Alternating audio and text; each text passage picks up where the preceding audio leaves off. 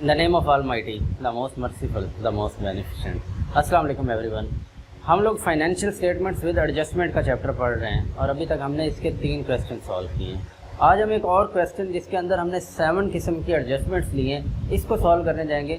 तो ये हम लोग कोशिश कर रहे हैं कि जितनी भी हमने टोटल एडजस्टमेंट्स पढ़ी हैं वो हर क्वेश्चन के अंदर करते करते कुछ करके वो तमाम एडजस्टमेंट्स जो हैं वो हमारी कवर हो सकें। ये न्यू एडजस्टमेंट्स हैं पहले से, तो ये भी एक इंटरेस्टिंग क्वेश्चन होने जा रहा है। तो आइए चलिए बगैर टाइम वेस्ट किए हम लोग क्वेश्चन स्टार्ट करते हैं। पहले क्वेश्चन को रीड आउट करेंगे, देखेंगे किस आइटम ने कहाँ पे दर्ज होना है और उसके बाद हम लोग फाइनेंशियल स्टेटमेंट्स तैयार करेंगे। फाइनेंशियल स्टेटमेंट्स में हमारे पास trading profit and loss account आएगा और बैलेंस शीट आएगी और ये हमारे पास एडजस्टमेंट्स हैं।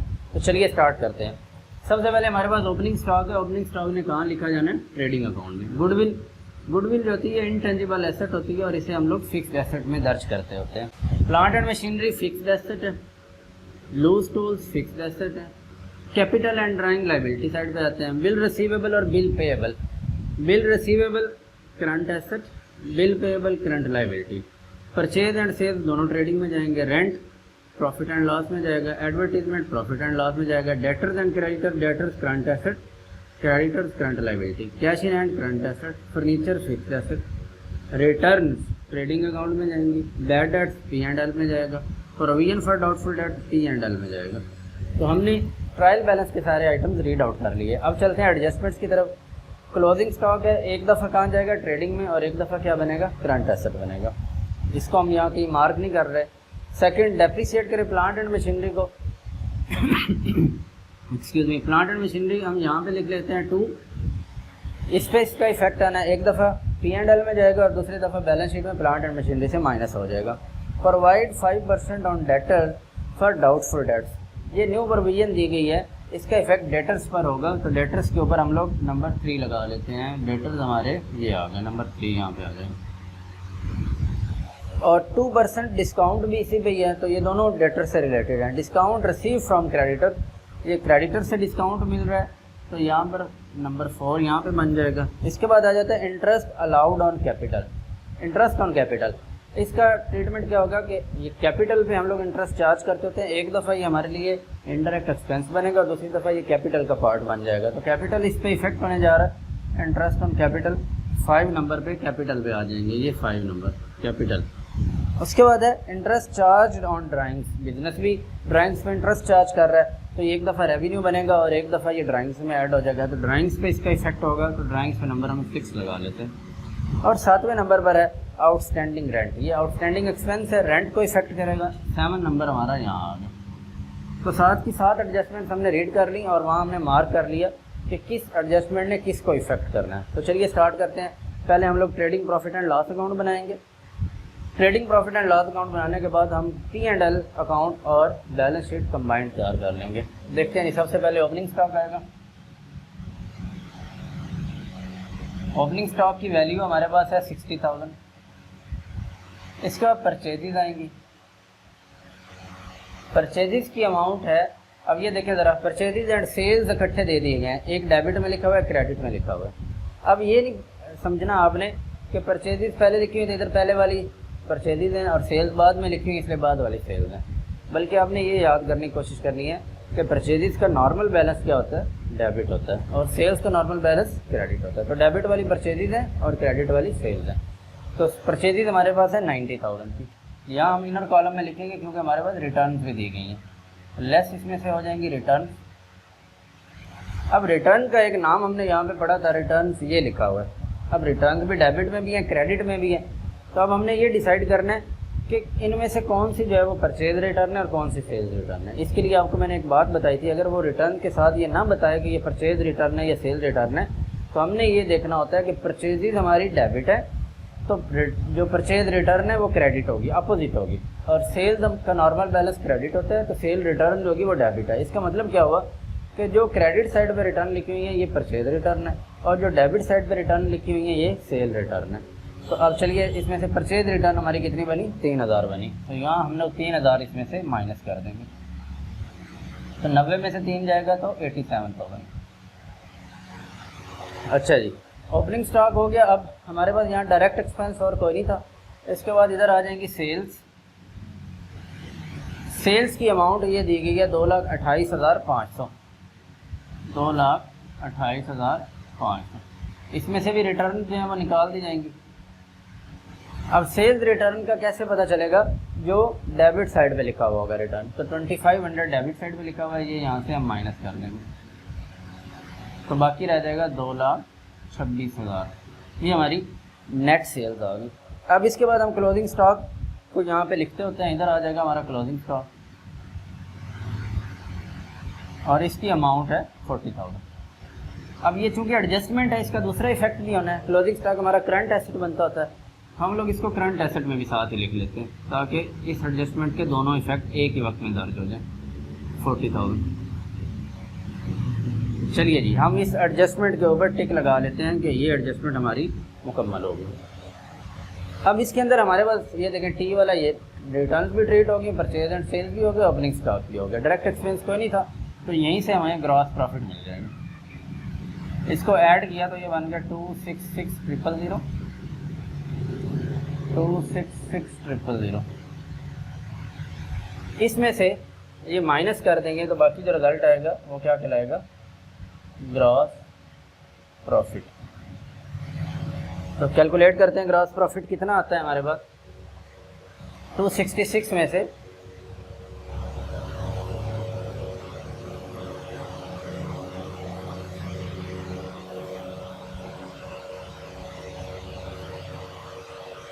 266,000 में से माइनस कर दिए हमने 87,000 और माइनस कर दिए 60,000, तो बाकी हमारे पास रह जाएगा 1,19,000,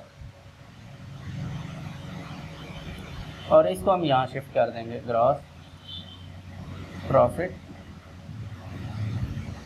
सॉरी ये कैरी डाउन होगा और ये ब्रॉड डाउन, और इसकी अमाउंट है 1,19,000। जी, ट्रेडिंग अकाउंट कंप्लीट हो चुका। अब हमारे बारी आ गई प्रॉफिट एंड लॉस की। अब हम यहाँ से रीड करते जाते हैं। ओपनिंग स्टॉक हमने कर लिया है। गुडविल हमारी फिक्स्ड एसेट में चली जाएगी, यहाँ आ जाएगी गुडविल, और गुडविल है 70,000 की। ओपनिंग स्टॉक हो गया, गुडविल हो गई। अब प्लांट एंड मशीनरी की बारी आ गई, ये भी फिक्स्ड एसेट है। प्लांट एंड मशीनरी 1,05,000, और इस पे डेप्रीसिएशन लगनी है। एडजस्टमेंट नंबर 2 में डेप्रीसिएशन बताई गई है @10%, तो वो आ जाएगी 10,500, और इस डेप्रीसिएशन ने P&L में भी आना है। यहाँ आ जाएगा depreciation on plant and machinery 10,500। इसके इफेक्ट भी दोनों आ गए। अब इसको लेस कर देते हैं। 1,05,000 में से 1,05,000, इसमें से 10,500 निकाल दिए तो बाकी रह जाएंगे 94,500। 94,500 ये हमारा प्लांट एंड मशीनरी का नेट वैल्यू आ गई। आगे चलते हैं जी। प्लांट एंड मशीनरी हो गया। लूज टूल्स, कोई एडजस्टमेंट नहीं है, फिक्स्ड एसेट बनेगा। इधर आ जाएगा लूज टूल्स, और इसकी अमाउंट है 1,000। आगे चलें जी। कैपिटल एंड ड्राइंग्स, कैपिटल ने कहाँ आना होता है? यहाँ इधर लाइबिलिटी साइड में थोड़ा सा नीचे लिख लेते हैं कि कोई लॉन्ग टर्म लाइबिलिटी और भी हो सकती है। कैपिटल की अमाउंट है, अब यहाँ भी देखें ज़रा, कैपिटल एंड ड्राइंग्स इधर 10,000 है, इधर 1,20,000 इकट्ठा लिखा हुआ है। तो अब कैपिटल पहले लिखा है तो पहले इधर 10,000 लिखा हुआ है, ऐसा तो नहीं हो सकता। कैपिटल का नॉर्मल बैलेंस क्या होता है? क्रेडिट होता है, और ड्राइंग्स का नॉर्मल बैलेंस डेबिट होता है। तो कैपिटल की अमाउंट 1,20,000 है।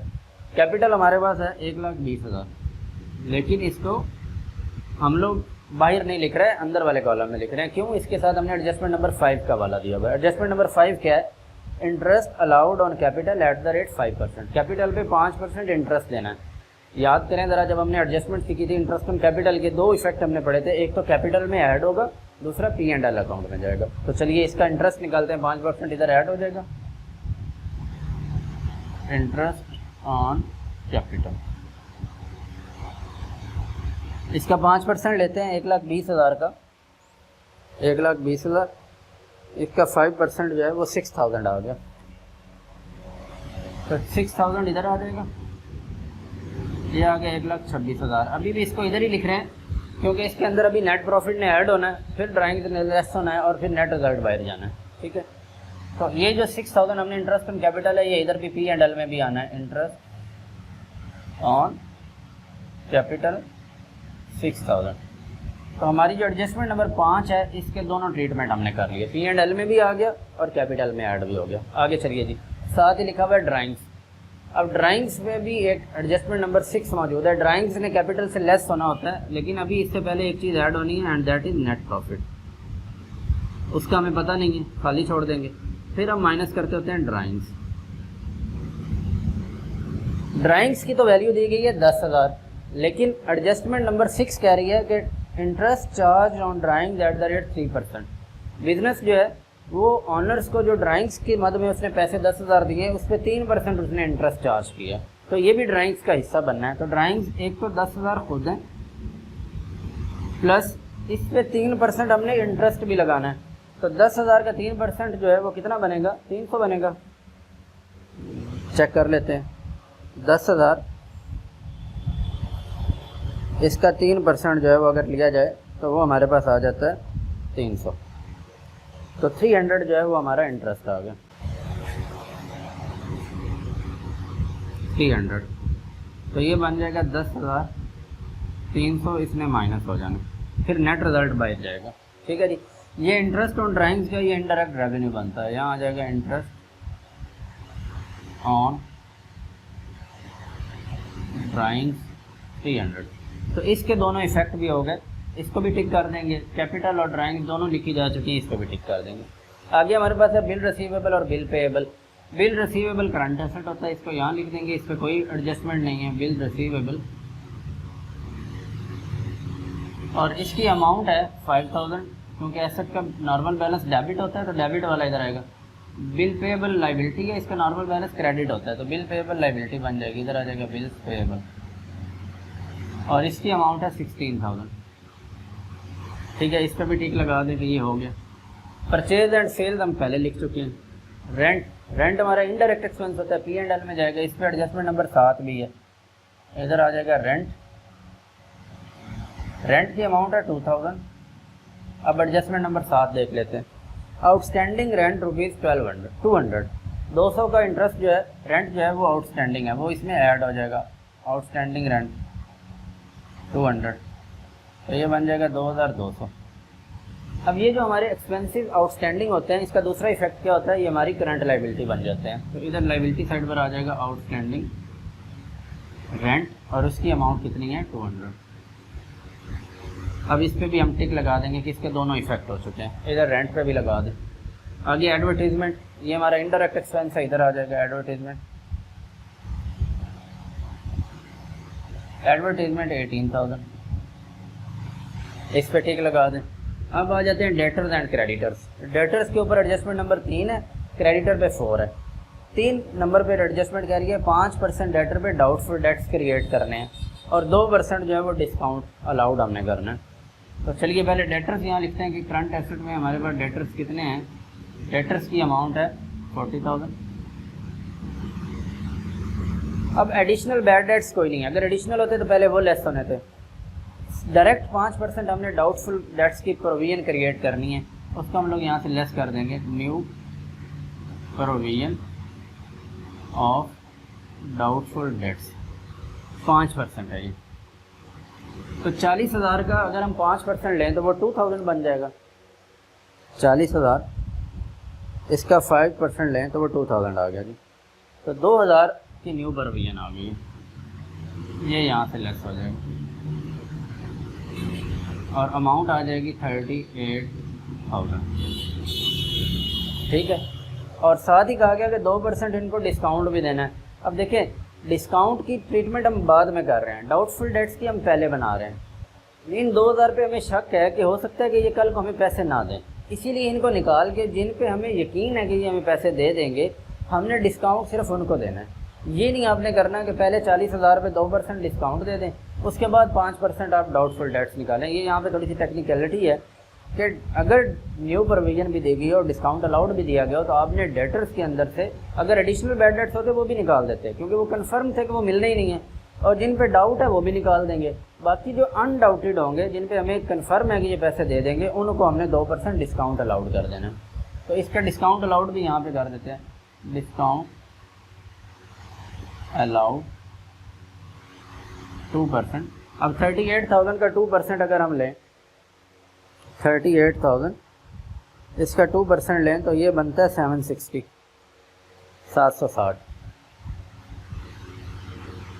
ये भी माइनस हो जाएगा, तो जो डेटर्स हमारे पास रह जाएंगे वो कितने होंगे, इसमें से 38,000 से निकालें तो बस 37,240 के रह जाएंगे। ठीक है जी। अब डेटर्स के ट्रीटमेंट तो हो गए एडजस्टमेंट के, लेकिन इन एडजस्टमेंट का भी सेकंड इफेक्ट रहता है जो इधर आना पी एंड एल में। उसके लिए हमें क्या करना पड़ेगा, हमें जंप करना पड़ेगा पहले बैड डेट्स के ऊपर। ये हमारी जो बैड डेट्स और इसकी ओल्ड प्रोविजन यहाँ पे दी गई है, हमें पहले इसको कंसीडर करना पड़ेगा। तो चलिए पहले इन दोनों को लिख लेते हैं। इधर आ जाएंगे बैड डेट्स। इसके लिए हमने एक फार्मूला पढ़ा था जिसे हमने कहा था Bano formula, bad debts plus additional bad debts plus new provision minus old provision. तो बैड डेट्स कितने दिए गए हैं, 1500। इसमें हमने प्लस करने होते हैं एडिशनल बैड डेट्स। एडिशनल हमें एडजस्टमेंट में होते हैं, वो तो दिए नहीं गए, उसको हम छोड़ देंगे। फिर उसमें ऐड करते थे न्यू प्रोविजन। न्यू प्रोविजन हमें पता है, हमने कैलकुलेट कर लिया है। तो इधर आ जाएगा न्यू